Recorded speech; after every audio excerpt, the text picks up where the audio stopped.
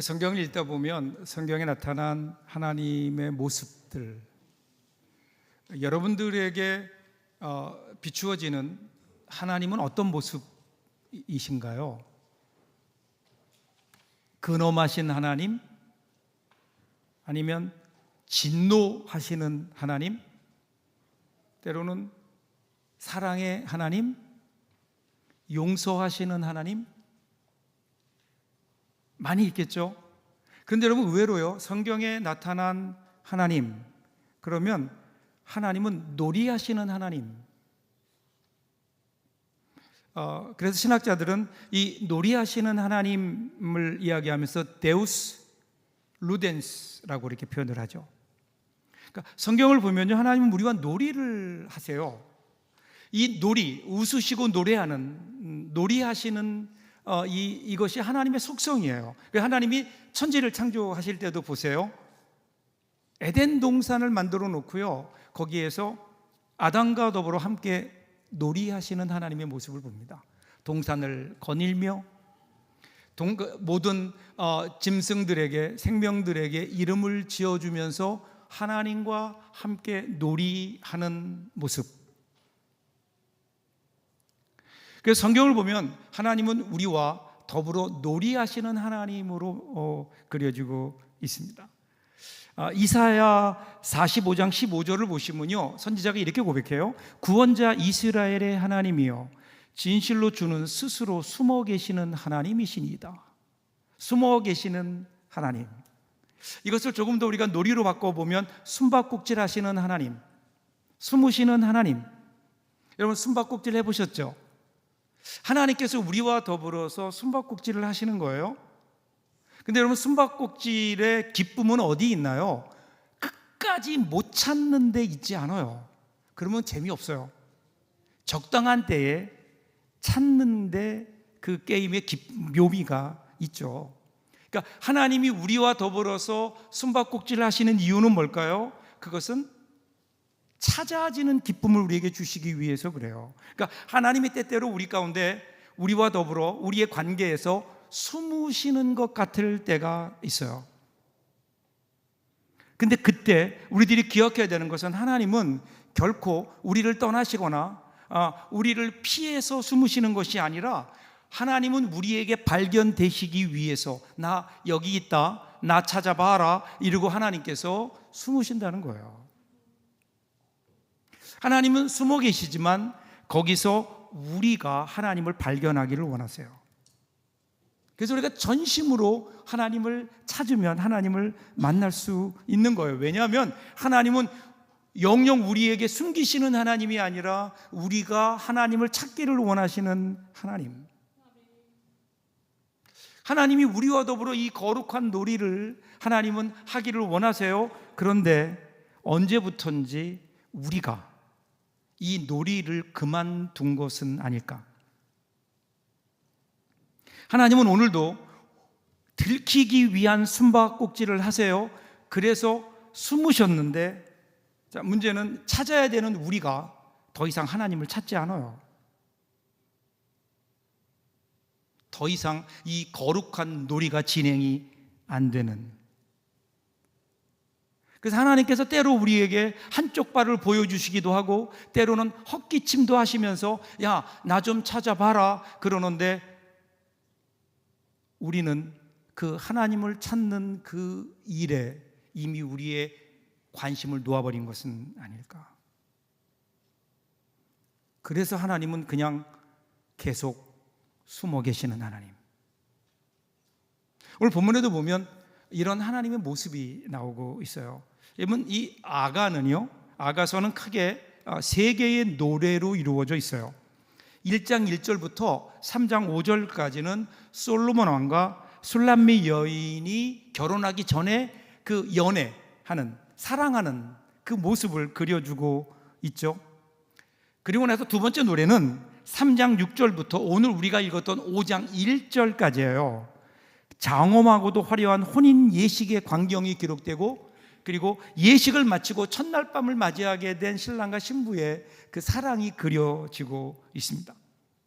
그리고 나서 이제 3부가 5장 2절부터 시작해서 마지막까지 이어지는데요. 이 노래에는 결혼 후에 갈등이 나오고, 그런데 그 갈등을 성숙한 사랑으로 승화시키는, 그래서 그 사랑이 두 사람만의 사랑이 아니라 주변으로까지 확장되어가는 과정을 노래하고 있습니다.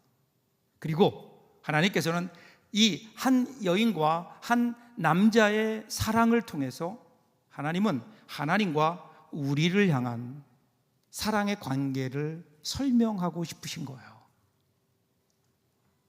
자, 오늘 1절 볼까요?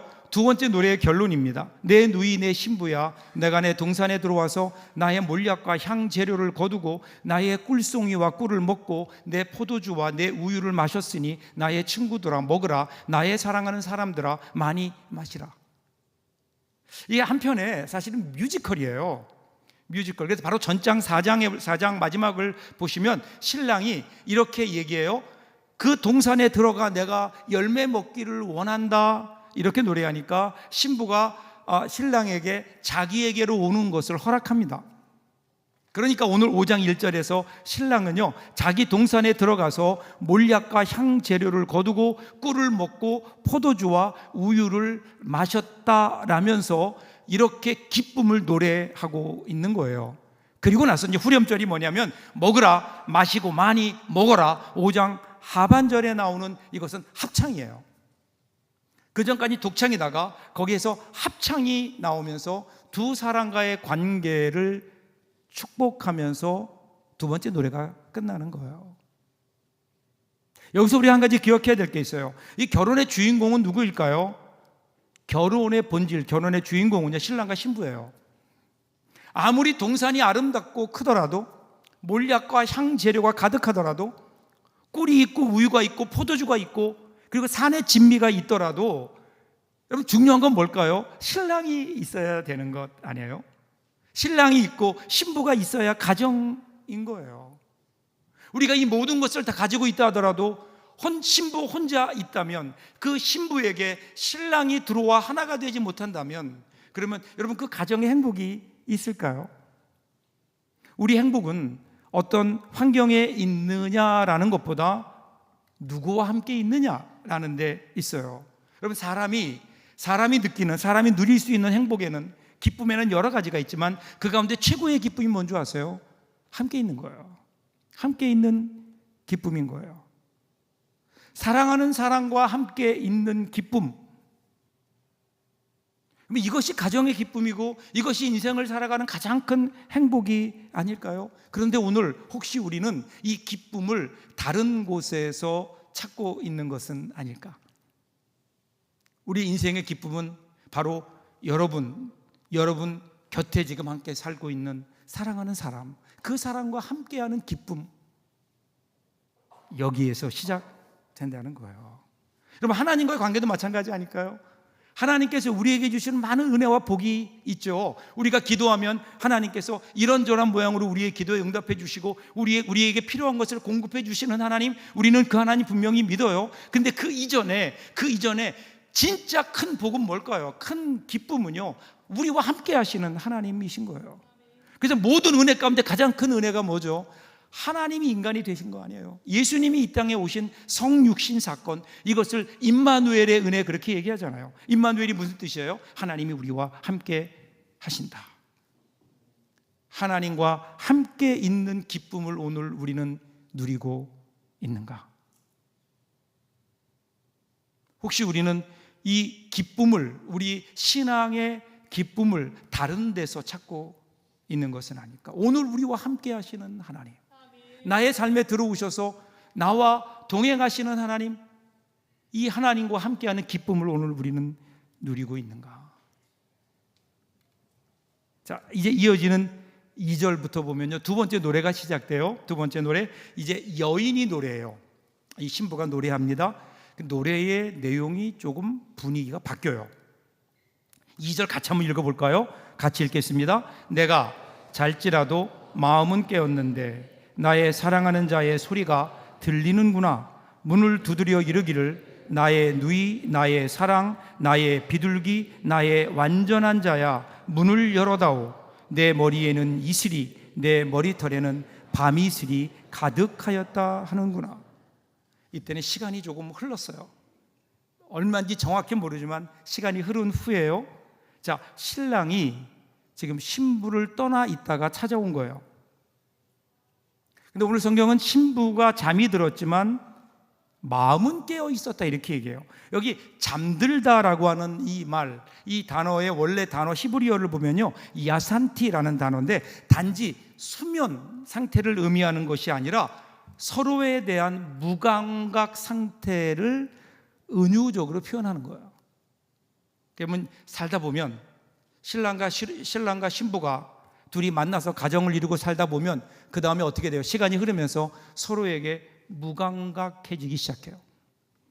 여러분, 대부분의 부부들을 보면 결혼하는 순간부터 모든 것이 정지되는 경우가 많아요.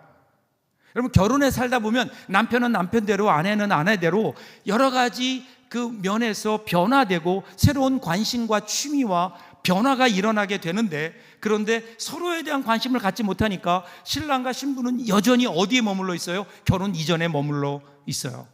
무관심, 무감각, 이것이 무기력으로 이어지면서 이제는 부부간에 틈이 생기기 시작한 거죠. 보세요, 여러분. 신부가 평소에는 좋을 때는 신랑이 안 오면 기다렸을지도 몰라요. 근데 일찍 들어가 잠을 자요. 잠이 들었어요. 잠이 든 다음에 그 다음에 신랑이 찾아와서 방문을 두드려요. 그것도 아주 나의 누이, 나의 사랑, 나의 비둘기, 나의 완전한 자야, 이렇게 부르는 부드러운 신랑의 목소리였어요. 여기서 누이는 가장 친근감을 나타내는 호칭이고요, 비둘기는 순결함과 온유함을 나타내고, 완전한 자는 무결점의 아름다움을 얘기해요. 이 정도면 괜찮은 거거든요. 그런데 이렇게 얘기를 해도 감동이 없다고요. 이런 신랑의 고백에도 이젠 짜증이 납니다. 나중 보면 옷도 벗었는데 옷을 다시 입어야 되고, 발도 씻었는데 다시 나가면 흙을 밟을 텐데 그러면 다시 발을 씻어야 되는데 귀찮은 마음이 먼저 드는 거예요. 그래서 어떻게 해요? 일어나지 않고 자는 척해요. 그러다가 시간이 지체돼 버린 거예요. 시간을 지체했어요. 우리 신앙생활 중에도 우리 주님과의 관계를 한번 생각해 보세요. 여러 가지 우리 살아가는 우리 삶의 흐름 속에, 일상의 피로와 습관 속에 주님과의 관계가 무뎌지진 않았을까? 주님은 그런 상태에서도 여전히 우리에게 다가오세요. 그리고 우리 마음의 문을 두드리세요. 요한계시록 3장 20절 보세요. 볼지어다 내가 문 밖에 서서 두드리노니 누구든지 내 음성을 듣고 문을 열면 내가 그에게로 들어가 그로 더불어 먹고 그는 나와 더불어 먹으리라. 주님은 지금도 우리의 문 밖에서 우리를 향해 말씀하세요. 나의 누이, 나의 사랑, 나의 비둘기, 나의 완전한 자야. 근데 오늘 우리는 그 주님의 음성에 과연 우리의 귀를 기울이고 있는지. 여러분, 주님은 절대로 강제로 문 열고 들어오시는 분이 아니에요. 우리가 문을 열어드릴 때만 주님은 들어오세요. 근데 오늘 우리는 이 주님의 음성을 듣고 있는지, 혹시 주님의 그 음성을 들으면서도 그냥 귓등으로 흘려버리고 있는 것은 아닐까요? 아니면 아예 그 소리를 듣지 못하고 있는 것은 아닐까요? 요즘에 길을 가다 보면 많은 사람들이 귀에다가 이어폰을 꽂고 다녀요. 그런 사람들을 보면서 어떤 답답한 마음이 드는가 하면요, 외부와의 소통을 철저하게 거부하는 사람들인 것 같아요. 그래서 귀에 자기가 듣고 싶은 것들 이어폰을 꽂고 자기가 듣고 싶은 것만 들어요. 오늘 혹시 우리의 영적 상태가 그렇진 않나요? 우리가 이 세상에 이어폰을 끊고 내 욕심이라고 하는 이어폰을 우리의 귀에 꽂고 내가 듣고 싶은 것만 듣고 듣기 원하는 것만 듣다 보니까 문 밖에서 우리의 문을 두드리고 계시는 우리의 주님의 음성에 혹시 우리는 그 주님의 문 두드림을 듣지 못하고 있는 것은 아닐까? 이 신부가 그랬어요. 안타깝게 이 즉각 응답하지 못했어요. 그래서 이어지는 3절부터 5절을 보세요. 내가 옷을 벗었으니 어찌 다시 입겠으며 내가 발을 씻었으니 어찌 다시 더럽히랴마는 내 사랑하는 자가 문틈으로 손을 들이밀매 내 마음이 움직여서 일어나 내 사랑하는 자를 위하여 문을 열 때 몰약이 내 손에서, 몰약이 집에서 내 손가락에서 문빗장에 떨어지는구나. 늦장을 피우다가 계속해서 신랑이 문을 두드리며 구애해요. 그러니까 일어난 거예요. 잠이 깨어 일어났는데, 그래서 문을 열려고 보니까 그 문에서 몰약이 떨어져요. 몰약의 즙이 내 손가락에 묻는 거예요. 보니까 신랑의 자취인 거예요. 신랑이 그 몰약이 가득한, 향유가 가득한 그 손으로 문을 열려고 했던, 문을 두드렸던 그 신랑의 흔적이, 사랑의 흔적이 몰약이 되어서 지금 신부의 손에 떨어지는 거예요. 급한 마음에 문을 열었더니 어떻게 돼요? 6절 보세요. 내가 내 사랑하는 자를 위하여 문을 열었으나 그는 벌써 물러갔네. 그가 말할 때에 내 혼이 나갔구나. 내가 그를 찾아도 못 만나고 불러도 응답이 없었노라. 문을 열었는데 신랑이 없어요. 신랑이 눈에 보이지 않아요. 여러분, 신랑이 왜 떠났을까요? 조금 늦는다고 화가 났을까요? 근데 여러분, 아가를 읽어보면요, 신랑의 사랑이 이 정도는 아니에요. 그렇죠? 신랑이 신부에게서 자신의 몸을 숨긴 이유가 뭘까요? 나중에 성경을 쭉 읽어보면요, 다시 신랑을 찾기를 원하는 거예요. 지금 그 마음 말고 원래 가지고 있던 그 마음을 회복하게 하려고 신랑은 지금 숨어요. 그리고 자기를 다시 찾으라고 하는 거예요. 그 찾음의 과정을 통해서 신랑은 신부의 사랑이 회복되기를 원해요. 그래서 신랑은요, 지금 사랑의 놀이를 시작한 거예요. 우리 하나님도 마찬가지 아닐까요? 우리 하나님이 때때로 우리에게 숨으세요. 숨겨짐이 아니에요. 숨으심이에요. 능동적으로 숨으세요. 여기에는 의도가 있죠. 의도가. 하나님께서는 스스로 숨으시는 거예요. 왜 숨으실까요? 우리에게 찾으라고요. 우리에게 찾으라고요. 우리가 여러분 신앙생활 하다 보면 하나님이 숨어 계신 것 같을 때가 있어요. 그때 여러분 기억하세요. 그것은 하나님이 안 계신 게 아니에요. 하나님이 숨어 계세요. 숨어 계시면 우리를 지켜보세요. 그리고 그 하나님을 찾기 원하시는 거예요. 숨어 계신 하나님, 숨어 계신 하나님. 그래서 크리스찬 작가였죠. 필립 얀 씨가 하나님 당신께 실망했습니다라고 하는 책에서 이렇게 얘기해요. 하나님에 대해 실망하지 않는 사람이 있다면 그는 무신론자다. 무신론자는 하나님께 아무것도 기대하지 않기 때문이다. 그렇죠. 여러분, 우리 눈에 보이지 않는다고 하나님이 안 계신 거 아니에요. 시편 기자를 비롯해서요, 하나님 왜 숨어 계십니까? 라고 부르짖었던 사람들을 보세요. 그 사람들은 신실하게 하나님을 믿고 의지하고 동행했던 사람이에요. 하나님을 믿지 않거나 의지하지 않는 사람들은요, 실망할 게 없기 때문에 하나님을 찾지 않아요. 그들은 하나님을 숨으시면서 찾기를 원하세요. 그동안 함께 있을 때 그들이 느끼지 못했던 하나님, 그 은혜를, 하나님의 존재를 이제 절실하게 찾기를 원하시면서 하나님은 숨으시는 거예요. 자, 신랑이 숨었어요. 이제 신부가 신랑을 찾아가요. 오늘 읽지 못했지만 7절부터 8절 보세요. 성안을 순찰하는 자들이 나를 만나매 나를 쳐서 상하게 하였고 성벽을 파수하는 자들이 나의 겉옷을 벗겨 가졌도다. 예루살렘 딸들아, 너희에게 내가 부탁한다. 너희가 내 사랑하는 자를 만나거든 내가 사랑함으로 병이 낫다고 하려무나. 신부가 신랑을 찾아서 헤매는데 못 만나요. 어디 있는지 알 수가 없어요. 응답도 없어요. 신부는 이제 거의 실성한 사람처럼 신랑을 찾아서 성안을 돌아다닙니다. 그러다가 성안을 순찰하는 사람들을 만났는데 순찰하는 사람들은 신부가 정신병자인 줄 알고 그를 구타해요.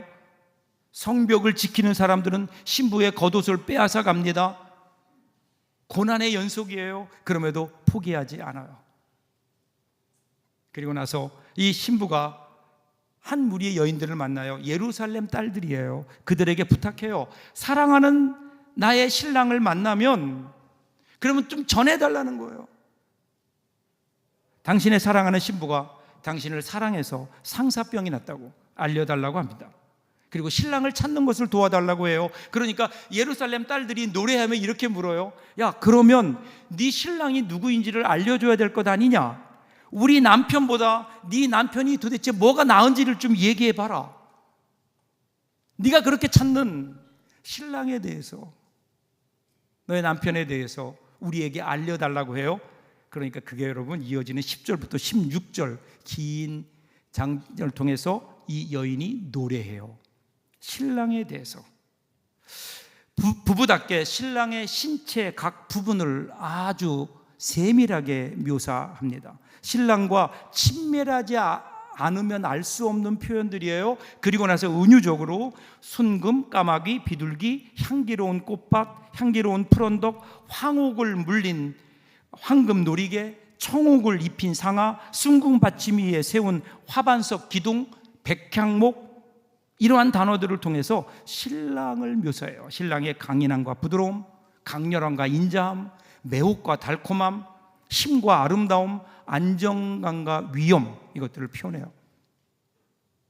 그러면서 신랑을 깊이 사랑하는 신부의 마음이 회복돼요. 그동안은 잊고 있었다고요. 내가 사랑하는 그 사람이 이런 사람인 줄 잊고 있었다고요. 그 사랑을 잊고 있었어요. 그러다가 그 사랑이 없어지니까 그 사랑을 찾는 과정을 통해서 이제 신부는 신랑을 향한 사랑을 회복하는 거예요. 어떤 사람인지 알게 돼요. 그리고 그는 회복되는 겁니다. 사랑하는 여러분, 오늘 여러분들에게 하나님은 어디에 계시나요? 혹시 하나님이 숨어 계시지는 않나요?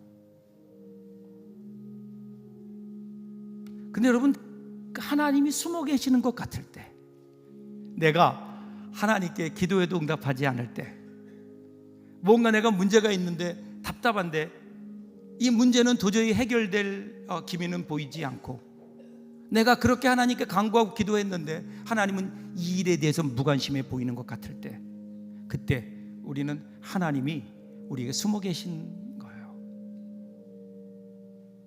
근데 여러분, 그때 기억해야 될 것, 하나님이 안 계신 것 아니고요.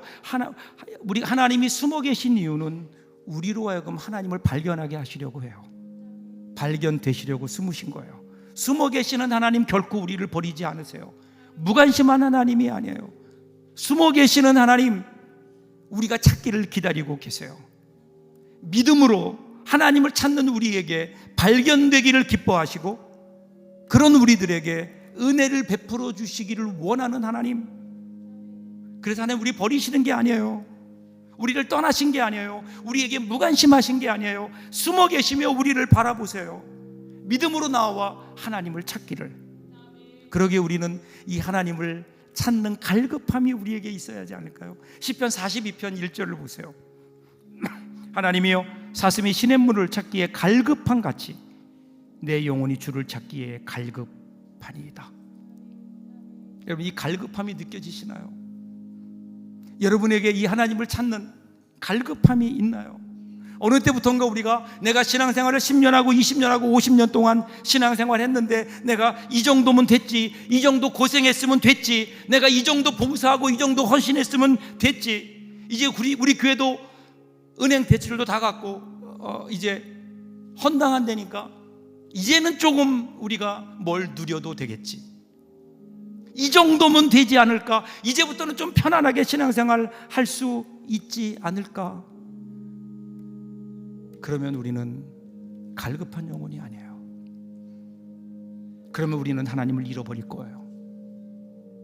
갈급함으로 하나님을 찾을 때, 그때 하나님이 우리를 만나 주신다고요. 이 마음을 가지고 주님께 나올 때 주님께서 우리를 만나 주시는데, 여러분, 하나님의 숨으심은 도피가 아니잖아요.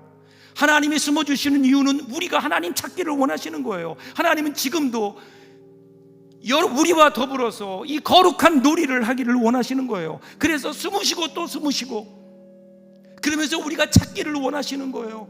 우리가 하나님을 찾을 때, 그때 하나님은 기쁜 모습으로 우리에게 나타나셔서 우리에게 은혜를 주시고, 그리고 또 숨으세요.